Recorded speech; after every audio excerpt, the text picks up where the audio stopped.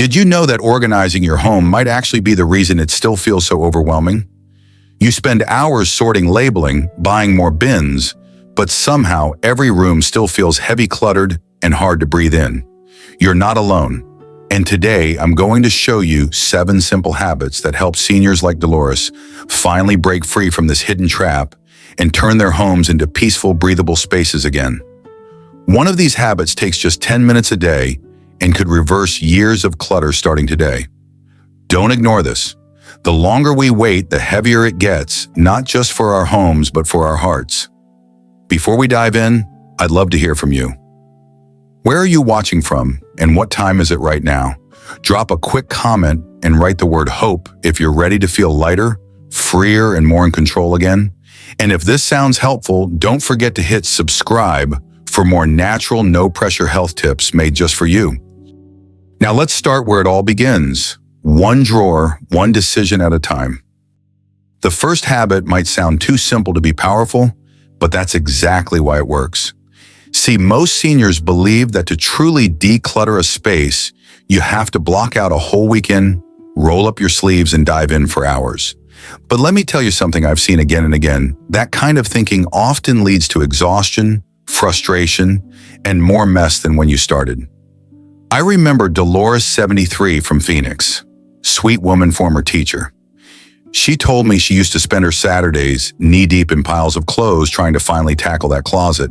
But by Sunday night, she'd be overwhelmed, surrounded by more chaos, and too drained to enjoy the rest of her week. Sound familiar? What changed everything for Dolores was a tiny shift. She decided to stop treating decluttering like a battle. Instead, she gave herself just 10 minutes a day. That's it.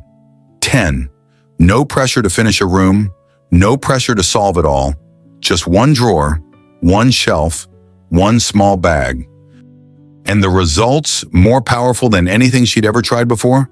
She'd wake up, pour herself a warm cup of coffee, turn on her favorite old jazz station from Chicago, and set a timer for 10 minutes. That quiet rhythm, that gentle structure, gave her more peace than any weekend marathon could. Now let me tell you why this works especially for older adults. According to Harvard Health, as we age, our mental energy for decision-making gets used up quicker.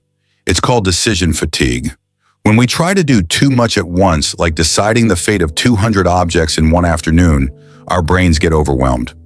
We start to hold on to things not because we want them, but because we're too tired to choose. But 10 minutes, that's a window your brain can handle. It feels doable. It builds momentum. Here's the magic question Dolores used during those 10 minutes. Have I used this in the last year? And if not, does this still serve my life today? Not yesterday's life. Not who we used to be, but today. If the answer was no, she gently placed the item in the donation bag. No buying new bins. No reorganizing.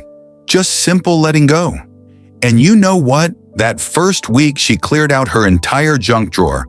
You know, the one filled with rubber bands, expired coupons, dead batteries, and keys you can't remember what they open. In just 10 minutes, it was gone. And the best part, she didn't miss a single thing she let go of. Now, I know some of you might be thinking, but what if I get rid of something I need later? Fair question, but Dolores told me something I'll never forget. She said, I realized I'd been holding on to 90% of things for the 10% chance I might need them someday, and someday never came. So here's my gentle challenge for you. Tomorrow morning before your second cup of coffee, set a timer for 10 minutes. Pick one drawer, one shelf, or just one small corner. No organizing, no perfect plan. Just look around and ask yourself, is this still serving me? And if the answer is no, let it go. You might be surprised how light you feel, not just in your home, but in your mind too. What room would you start with? I'd love to know. Drop a comment with one spot you're ready to begin and write the word HOPE if you're looking forward to a lighter, freer space. Because sometimes the first step toward peace isn't a big leap. It's just one tiny decision made in 10 quiet minutes. Now let me tell you about the second habit, and for many folks, this one's deeply emotional. But it can change your whole relationship with the past. The second habit is one that might touch your heart a little more deeply. Because for most folks over 65, the clutter in our homes isn't just old stuff, It's memories. And memories are sacred. But here's the hard truth. When we keep them scattered in every drawer, tucked in closets, or hidden under beds, they stop being memories. They become guilt, dust, and stress. I met Dolores, a retired teacher from Phoenix, who had this very struggle. She kept her late husband's glasses in 3 different rooms, teaching awards stuffed in a closet, her kids' old drawings taped behind cupboard doors, family photos and shoe boxes beneath the bed. She said it was her way of keeping the memories alive. But in reality, she never looked at them. They just made her feel overwhelmed. And I bet that's something you might recognize too. When we've lived a long, full life, we gather things. Birthday cards from 1982, a scarf from a friend who passed, that handmade ornament from a grandchild's preschool days. But keeping everything can sometimes drown out what truly matters. So here's what Dolores did, and it changed everything. She created just 4 memory boxes. That's it. 1 for her late husband, George, 1 for her years as a teacher, 1 for her kids, and 1 for her parents. Each box was sturdy, beautiful, and most importantly, had a lid. She gave herself permission to keep only the things that told the story, not the whole bookshelf. And here's the part that might surprise you, everything else she photographed. She used her smartphone, created little digital albums, and then let the physical objects go. Why does this matter? Because the AARP says it best. Memories don't live in objects, they live in how we share them. And in this digital age, Dolores could show her grandchildren photos of her classroom or her and George dancing at their anniversary without digging through closets or worrying about fragile keepsakes breaking. Even better, she started writing little captions on those photos, what the moment meant, who was there, what they laughed about. Mindful Aging Journal recommends this practice to deepen emotional recall and even help with cognitive wellness. It's like writing a gentle love letter to your future self. Now, if you're wondering what happened to George's slippers and his old sweaters, here's what Dolores said. I realized I wasn't honoring him by keeping everything. I was just holding on to my grief. So she chose 1 sweater, his wedding band, and a handwritten note he gave her one Christmas. Those went in the box. The rest she donated to a local shelter. And just like that, the closet became a place of peace, not pain. If we don't create boundaries around memory items, our homes slowly turn into museums. But we're not curators. We're still living, breathing people who deserve space to rest, to laugh, and to grow. So here's my gentle advice for you. Pick just 1 category to start, maybe your career, your marriage, or your travels. Find a box you love. Place only the items that truly move you, that bring a little smile or a tear. Take pictures of the rest. Write down a short memory or feeling if you'd like, and then let them go, knowing their meaning lives on. You can still honor your past without being trapped in it. What's 1 item you've been keeping for years but haven't touched, read, or looked at in ages? Maybe it's time to tell its story, and then set it free.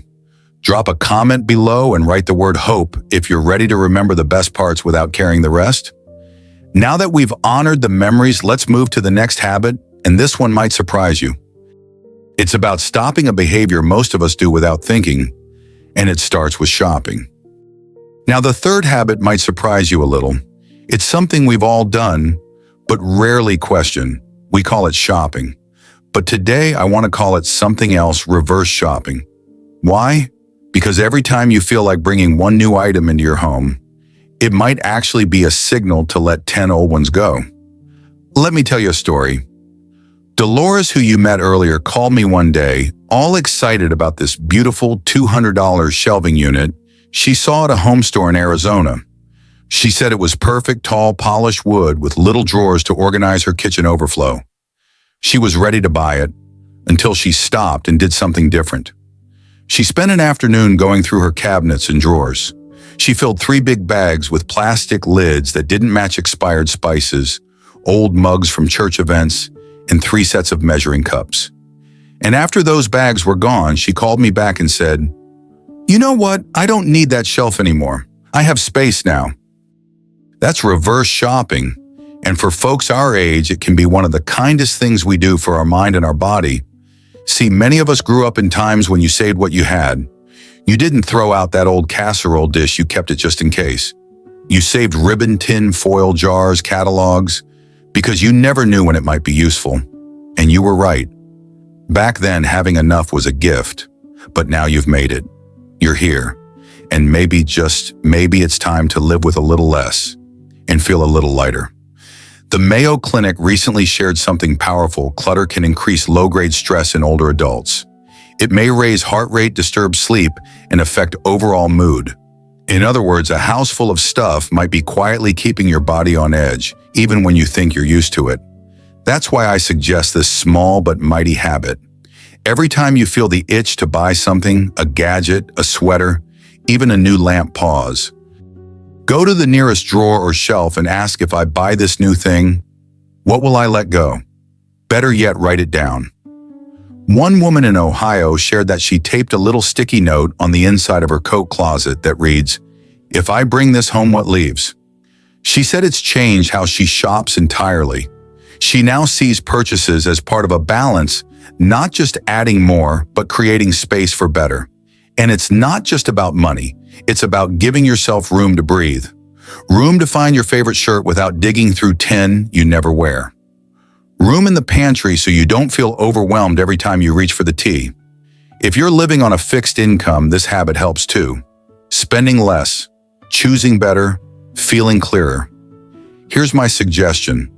Try this the next time you're tempted to order something online. Instead of clicking buy now, go clean out one drawer. If you still want that item the next day and you've made room for it, maybe it belongs in your life. But more often than not, you'll find you didn't need the item. You needed the clarity. You needed to feel in control again. And that feeling, my friend, is priceless. Let me ask you this. What's one thing sitting in your home right now that you haven't used in 5 years? Leave a comment and write the word hope if you're ready to try reverse shopping this week. Now let's take that fresh energy and look at something you might not expect, a daily habit that affects your body more than we realize, the way you wake up and start your mornings. Now the fourth habit, this one's quiet but powerful. It's not about what you do, but about what you feel, and it starts with a simple question.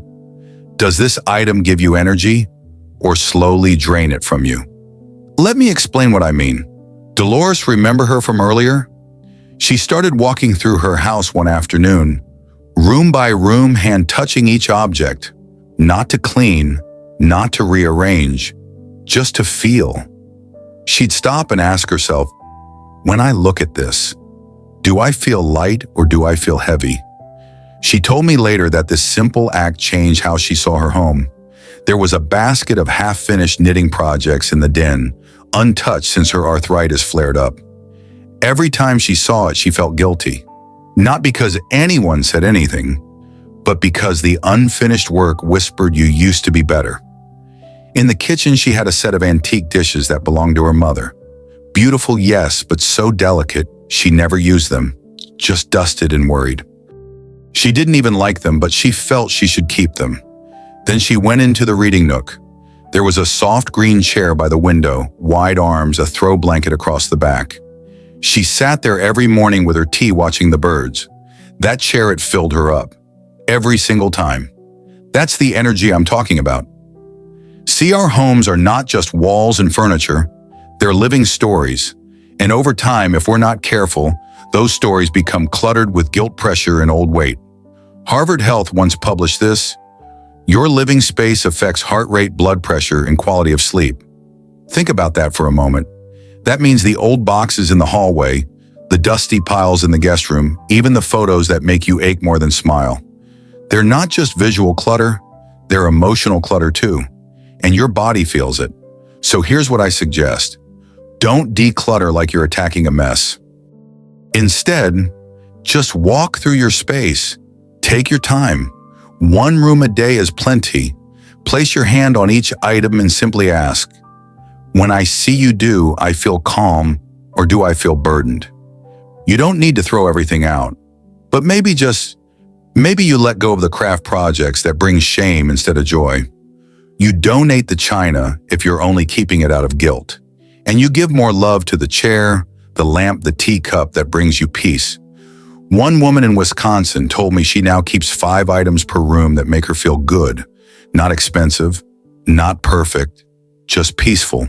A framed photo that makes her laugh, a quilt her granddaughter made, a clock that ticks just right. Everything else she let it go or tucked it away. She said her sleep has improved, her mood's steadier, and her house finally feels like hers. So here's your gentle challenge this week. Pick one room, walk through slowly, and let your heart do the talking, not your habits. Leave a comment with the word light if you're ready to try this, because sometimes the things we hold on to are holding us back.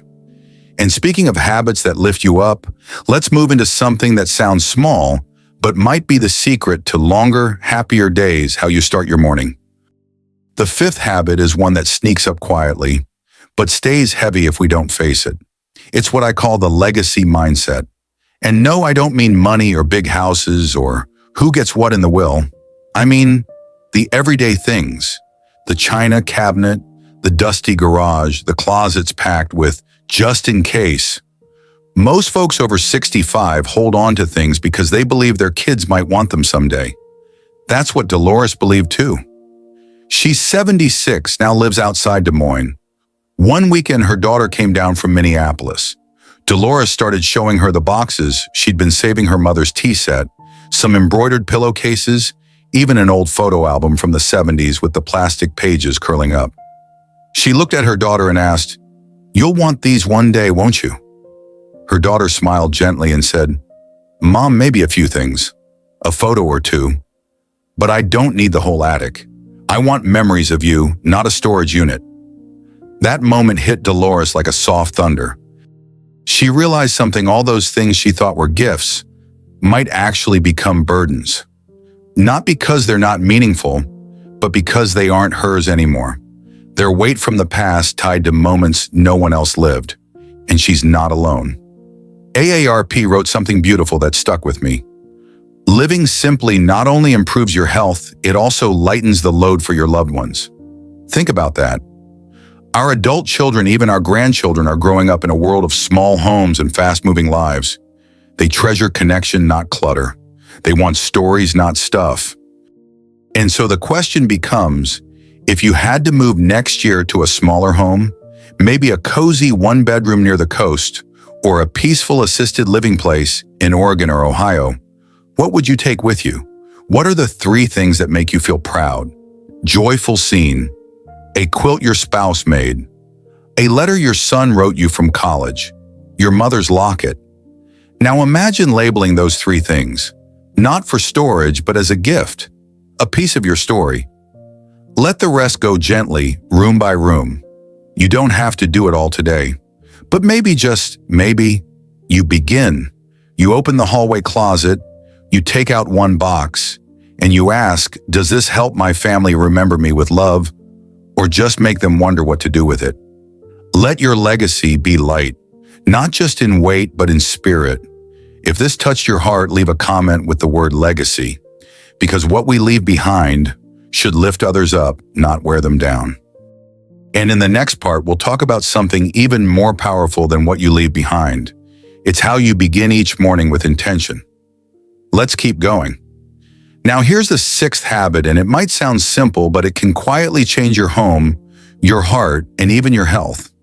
It's called the 2 out 1 in rule, and it starts like this. For every new thing that comes into your house, a gift, a shirt, a gadget from Amazon, 2 older things should go out.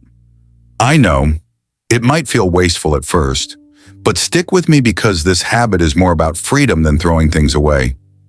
Dolores, my friend from Kansas City, tried this after her closet door wouldn't shut one morning. She had just gotten a lovely new sweater from her granddaughter for Christmas, warm, soft, her favorite blue. But as she held it up, she saw 3 other sweaters behind it that she hadn't worn in 5 years. So she paused, took a breath, and pulled out 2. One had a coffee stain. The other didn't fit quite right anymore. She folded them, thanked them quietly, and donated them to the church thrift store. That new sweater, it felt even warmer now, knowing it came without guilt and without clutter.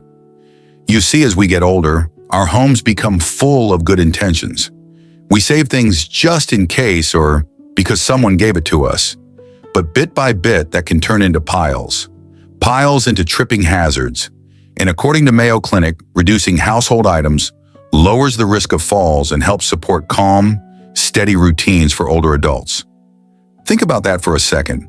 Less stuff, more peace, less clutter, more control, less risk, more safety in your own home. And here's a gentle idea for the next birthday or holiday season. If your family wants to give you something, ask for experiences, not things. Like 2 tickets to the symphony downtown, or a coffee date at that new cafe with your grandson. Moments stay in the heart much longer than mugs or scarves. Now, if that feels like too big a change all at once, try this. Next time you bring home something new, even a little trinket, just pause. Look around. What are 2 things nearby that no longer serve you? A chipped teacup, a dusty vase, an extra pair of reading glasses. Let them go with thanks, because letting go can be just as loving as holding on. You don't have to be a minimalist. You just have to choose what matters now, not what once did. And if this idea feels freeing to you like a deep breath for your home, leave a comment below that says clear space, clear mind. Because every small act of clearing makes more room for joy. And coming up next, we'll talk about a morning habit that helps you wake up with purpose. Let's keep going. Now, the 7th habit might surprise you, because it's not about throwing things away, it's about waiting and letting your heart catch up with your hands. Most seniors think they have to decide right away, do I keep this or toss it? But making fast decisions about sentimental things that can feel like cutting a thread tied to your memories. So here's a softer way. Dolores, a retired nurse from Tulsa, shared this idea during one of our morning coffee chats. She has what she calls her holding corner, just a quiet spot in her garage. Whenever she finds an old dish, a book, or a sweater she's unsure about, she sets it there. No pressure, no rush, just out of the main space, but not out of her life yet. She writes today's date on a little sticky note and places it on the item. And here's the beautiful part. If after 30 days she hasn't missed it, touched it, or even thought about it, she lets it go. One time it was her late husband's baseball cap. She wasn't ready to give it away, so she put it in the corner. And you know what, 30 days passed and her heart whispered, it's okay. She kept a picture and donated the cap to a local shelter. According to Psychology Today, this kind of delayed decision-making reduces stress. It softens the emotional tug-of-war we often feel when letting go. They say it's like giving your brain permission to breathe. I'll add something Dolores does that I think is genius. She keeps a small notebook next to the corner, a goodbye journal. When she lets go of something, she writes a little note. I gave away the yellow mug I used every Sunday. It had a chip, but it held warm memories. Later, when she reads those entries, it's not sadness she feels. It's peace. So if clutter has been weighing you down, try this gentle habit. You don't have to decide today. Just move it aside for a while. Ask yourself what's still serving me. And if something no longer is, let it go with kindness. Because clearing space isn't about losing the past. It's about making room for the life you're still living. And next, we'll talk about a morning routine that can anchor your whole day. Let's keep going. Here's something most people overlook. An empty space in your home isn't just emptiness. It can be an invitation to breathe deeper, move easier, and even feel a little lighter in your chest. I remember talking with Dolores, 72, from Tulsa, Oklahoma. After she cleared a dusty corner in her den, she didn't just stack more boxes in it. She brought in a small chair, a soft rug, and a little table for her morning tea. No phone, no clutter, just stillness. Now that corner is where she sits every morning, watches the light come through the blinds, and breathes. You see, according to Mayo Clinic, open and uncluttered spaces help us breathe deeper. They reduce light tension in the body, sometimes even lower blood pressure a few points. And for seniors who struggle with dizziness or imbalance, a calm space reduces the overwhelm. The brain isn't fighting visual chaos. It can finally settle. Dolores didn't stop there. A month later, she invited her neighbor Shirley over to read. They sit side by side now, each with a mystery novel and a warm mug of peppermint tea. Sometimes they talk, sometimes they don't. But the peace in that space, it's felt. AARP once shared that seniors over 65 who keep tidy, peaceful rooms sleep up to 30 minutes better each night than those who live in clutter. 30 minutes of rest without needing another pill. So maybe that empty space in your home isn't something missing. It's a place waiting to hold something beautiful. Your breath, your quiet, maybe even your next favorite memory. And in a moment, I'll show you how to build a simple morning corner, just like Dolores did. And so if there's one quiet message I hope you carry with you today, it's this. Sometimes the smallest changes, a clear space, a slower breath, a softer routine can bring the biggest peace. If something we shared today spoke to your heart, I'd love to hear it. Leave me a comment below, maybe your favorite idea or just the word hope. Because every time someone writes hope, it reminds us all we're not alone on this journey. And if this video brought you even a little comfort, please consider subscribing to the channel, turning on the little bell so you don't miss the next gentle conversation, and sharing this video with someone you care about. Maybe a friend, a neighbor, or a sister who needs a bit of peace too. I'll leave you now with this thought. There's always a light even in the quietest corners, and you, my friends, still have so many warm mornings and peaceful evenings ahead. Take good care of yourself. And until next time, be well, be kind to your body, and rest easy tonight.